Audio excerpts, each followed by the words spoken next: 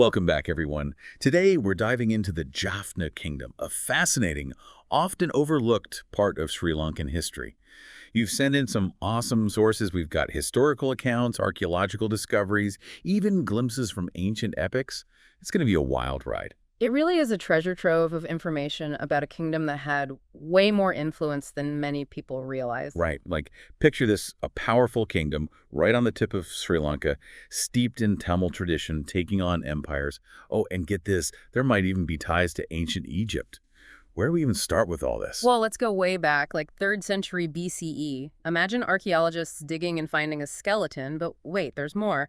This skeleton is holding a seal that says Koveka, written in Brahmi script, this ancient writing system. Okay, a royal skeleton with a mysterious inscription. Now, that's a good story. But what does it all mean? Ko means king in Tamil. So this little seal is straight up proof of early Tamil kingship in the Jaffna region, like way before people thought the kingdom started. And it gets even cooler when you look at the name Koveta. What's so special about the name?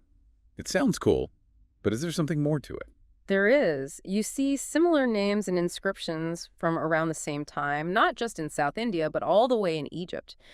This tells us there were huge trade and cultural networks spanning crazy distances, and Jaffna was smack dab in the middle of it. So we're not talking about some isolated place, but a real hub connected to this whole wider world. And those connections actually go back even further, right? Yeah. You mentioned something about even older inscriptions. Exactly. All over the Jaffna Peninsula, you find Tamil-Brahmi inscriptions from like the 2nd century BCE. And these aren't just random doodles. They mention names like Valir, which means chieftains, local Tamil rulers who were also big in South India. Wow, so centuries before the official Jaffna kingdom, there's already this strong Tamil presence. All these inscriptions, the trade networks, it's like they were laying the groundwork for a kingdom to rise up. But before we get to that, let's take a little detour into the world of literature. We have these ancient Tamil epics, the Sopa Karum and Malay. They actually offer these really cool glimpses into the Jaffna region, or Nakan Nadu, as it was called then. What kind of picture do these epics paint? They're not just stories, they're like windows into the culture and politics of their time. Both of them talk about Nakan Nadu as this rich and flourishing land across the sea from the Chola capital in South India. What's really interesting is how they portray Nakan Nadu's wealth and how advanced it was. Yeah, I remember reading about that, especially in the Malay with King Valaivanan. His court was supposed to be so luxurious, it was like even richer than those famous Chola and Pandya kingdoms. Talk about showing off. Exactly. Those descriptions show us that Nakan Nadu was a major player, not just economically, but culturally too. It's so cool how literature can transport us back in time like that. But the story of the Jaffna kingdom isn't just in Tamil literature, is it? We also have accounts from travelers and merchants who actually visited the region. Right, you are. Fast forward to the 6th century CE, we have Cosmas Indicopleustes, a Greek merchant who sailed through those waters. What he wrote is amazing because he mentions not one, but 2 kings on the island. One of them ruled from Jaffna and controlled all these important trading ports. Hold on. 2 kings. So that totally throws out that idea of just one unified Sri Lankan kingdom, doesn't it? It does, and it really reinforces the idea that Jaffna was its own distinct and powerful entity. Even Arab travelers in the 9th century wrote about a Tamil kingdom in Jaffna that was on par with the ones in southern Sri Lanka. Okay, so there's a pattern here. From ancient inscriptions to stories about wealthy courts to powerful kings, Jaffna was clearly a force to be reckoned with for centuries.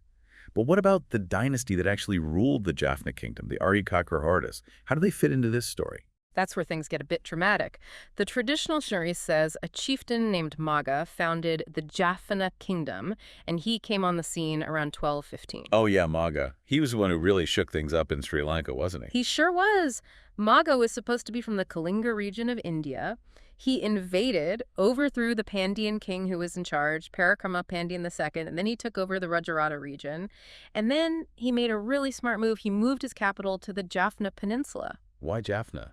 What was so special about that location? Well, think about it. The Jaffna Peninsula has all these thick forests and lagoons, so it was naturally protected, really hard to attack. It was a smart move for a ruler who was trying to secure his power. Makes sense. Safety first, especially when you've just conquered a kingdom. But wait, the story doesn't end there, does it? Yeah. There's something about a chieftain from Thailand. Now, this is where things get really interesting. In 1255, we have this Malay chieftain, Chandra Panu. He was from Tamberlinga, which is in modern-day Thailand, and he actually took the Jaffna throne from Maga. It shows just how complicated the power struggles were back then and how far-reaching they were. It's like a real-life Game of Thrones Sri Lankan style. So with all this chaos, how did the Arya Chakravartis finally take over? Well, Chandra Panu's reign didn't last long. He tried to expand his power further south, and that's where he ran into trouble. The Pandyas, they wanted their influence back, so they stepped in and defeated him in battle. And after that conflict, they put Arya Chakravarti, a minister who helped them, in charge as the new king of Jaffna. And that was the start of the Arya Chakravarti Dynasty. They ruled the Jaffna kingdom for centuries. So the Pandyas were the ones who put the Arya Chakravartis in power. You'd think their family history would be pretty clear then. But earlier you mentioned something about their origins being mysterious. What's the mystery surrounding this dynasty? Yeah, even with the Pandyas involved, the origins of the Arya Chakravartis are a bit of a puzzle. There are a few different theories. Some people say they were descendants of Maga. Others think they were a Pandyan family, maybe connected to the Ramanathapuram temple in India. There are even theories linking them to the Ganga dynasty or the Ganges region in North India. So lots of possible family trees. And to make it even more interesting, didn't the Jaffna kings make some pretty big claims about their ancestry when the kingdom eventually fell? They did. When the Portuguese took over in 1618, the kings claimed they were descended from Brahmins chosen by the Hindu god Rama. They even said that Rama gave them the title Arya and a special emblem called Setu to show they were protectors of the Ramaswaram temple. Wow, divine ancestry and a link to one of Hinduism's most important figures. That's a pretty bold statement. Why do you think they were so keen on highlighting this particular lineage, especially when facing the Portuguese? It's a great question, isn't it? What were they trying to do with those claims? Were they asserting their legitimacy, showing they were still in charge even with this new powerful enemy? Or maybe it was a way to unite their people around their shared heritage and their religion. It makes you think. But before we get too deep into speculation, let's step back and look at the Arya Chakravarti dynasty's journey. They weren't just sitting around making claims, they accomplished some pretty impressive things, right? Oh, definitely. During the 13th and 14th centuries, the kingdom expanded its power, and they even demanded tribute from nearby kingdoms. But with that expansion came new challenges. They had run-ins with the Vijayanagar Empire in South India and the Kingdom of Kotte, which was gaining power in southern Sri Lanka. So the Jaffna kingdom wasn't always on the attack. They had their own rivals and conflicts to deal with, just like any other powerful kingdom. Yeah, exactly. And those challenges had consequences. For a while, the Jaffna kingdom had to be a vassal state of the Vijayanagar Empire. And then, between 1450 and 1467, they actually lost their independence completely under Kotsa rule. Wow, talk about power shifts. But the kingdom bounced back, right? They didn't just disappear after all that. It didn't. The Jaffna kingdom got its independence back when the Koti kingdom started falling apart and the Vijayanagar Empire weakened. That was a time of revival for them. They formed strong ties with the Thanjavur Nayakars in South India, and their culture really flourished. They built incredible Hindu temples, and Tamil and Sanskrit literature really took off. So a time of resilience and renewal for the Jaffna kingdom. It's amazing how much we've already uncovered: ancient inscriptions, epic stories, dynasties, power struggles, cultural revival. It's like we've gone through centuries in just a few minutes. And believe me, we've just scratched the surface. There's so much more to discover about this incredible period in Sri Lankan history. It's really incredible how a few inscriptions, some old poems and stories from travelers can bring a whole kingdom back to life. But what about the kingdom itself? What was it actually like to live in the Jaffna kingdom during its golden age? Picture this. Vibrant temple complexes, bustling marketplaces filled with exotic goods from all over the Indian Ocean, and a society where art and literature thrived, all thanks to the support of the kings. Sounds like a pretty amazing place. Let's focus on those temples first. We have the Nellore Kandaswamy Temple, dedicated to Lord Murugan. It's still standing today. What can you tell us about the temples from back then? They were more than just places to worship. They were these amazing architectural feats that showed the kingdom's deep devotion to Hinduism, especially to Shiva, who was like the patron deity of the Arya Chakravarti dynasty. The Nellore Kandaswamy Temple is a perfect example. It has these incredibly detailed carvings and those towering gopurams, those elaborate pyramid-like structures you see at temple entrances. They're really breathtaking. Gopurams. I'm picturing these massive gateways, all covered in intricate sculptures. It must have been an incredible sight to approach a temple with those looming over you. What was the atmosphere like inside the temples? Were they solemn and quiet, or were they filled with activity? They were actually buzzing with activity, full of life. Imagine huge crowds, the smell of incense everywhere, and the sounds of devotional music and chanting echoing through the courtyards. Temples weren't just for religious stuff, they were also centers of learning, art, and social gatherings. So kind of like a community center, but with a spiritual core. It shows they valued more than just material wealth, doesn't it?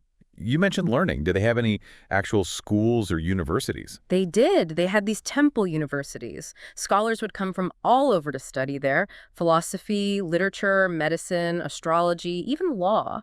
Imagine these lively debates happening in the shadow of these grand temples. Temple universities. That's so cool. It really changes how you think about this kingdom, right? Yeah. It wasn't all about trade and conquest. Yeah. They really valued intellectual pursuits. Yeah. And that focus on learning is reflected in the literature of the time too, right? Oh, absolutely. The Jaffna Kingdom was a golden age for Tamil and Sanskrit literature. You had all these talented poets, scholars, and writers creating so many different types of works: devotional hymns, epics, treatises on medicine and astrology, you name it.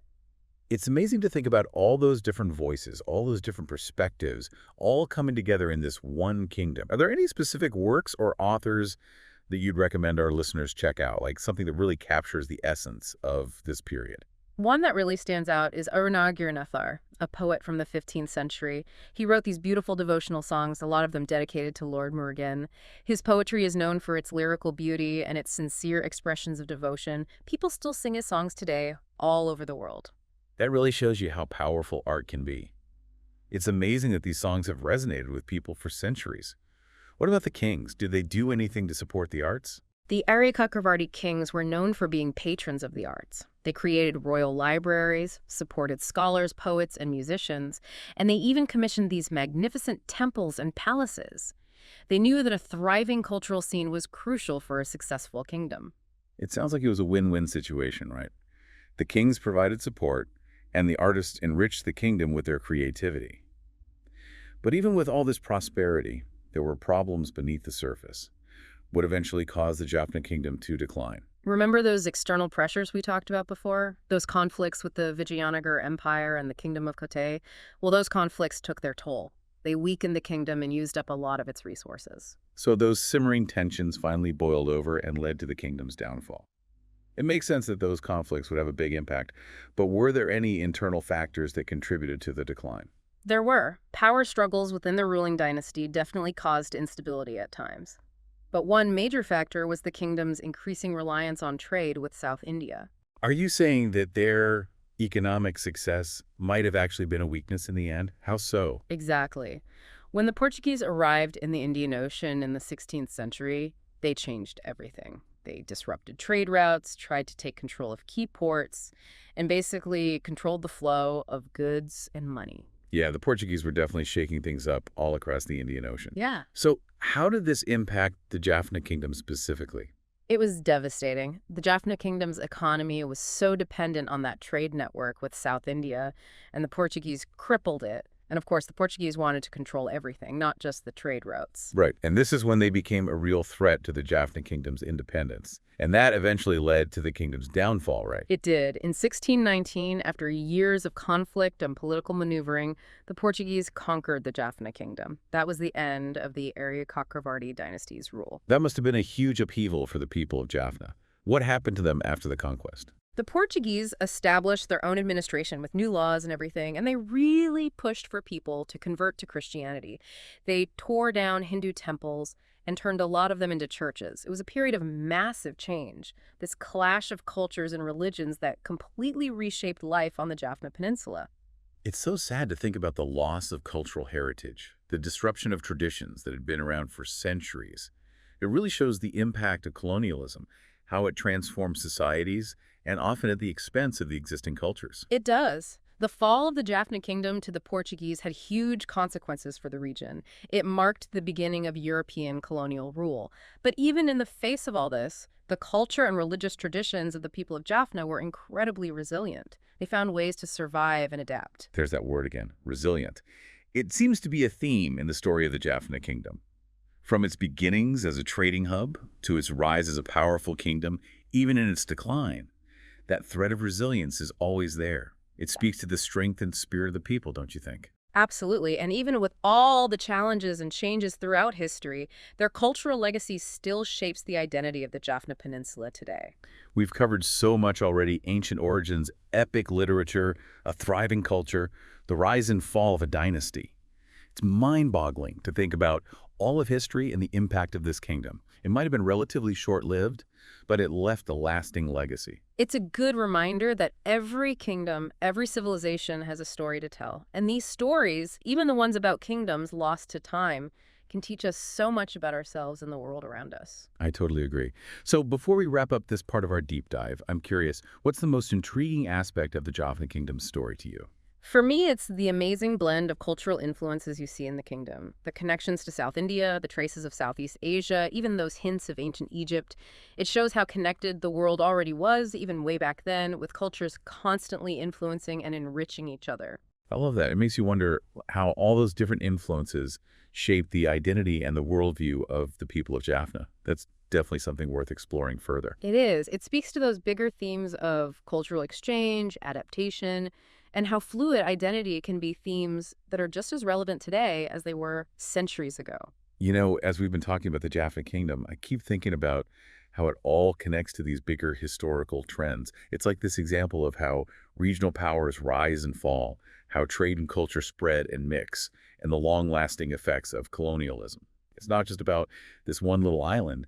It reflects these bigger patterns that happened all over the world. That's a really good point. It's easy to get caught up in the details of one kingdom's history, but yeah, stepping back and seeing how it fits into the grand scheme of things, that's how you really start to understand it. So how does the Jaffna Kingdom story fit into that big narrative of world history? What are some of the key things we can learn from their experience? Well, one thing is that it shows how power is constantly shifting, especially in places like South Asia. We've seen kingdoms rise and fall, alliances changing all the time, empires trying to control everything, sometimes from far away. The Jaffna Kingdom, even when it was strong, couldn't escape these forces in the end. It's a reminder that even the most powerful kingdoms can be vulnerable to change, to those shifts in the political landscape. But the Jaffna Kingdom also shows us how interconnected the world was, even centuries ago.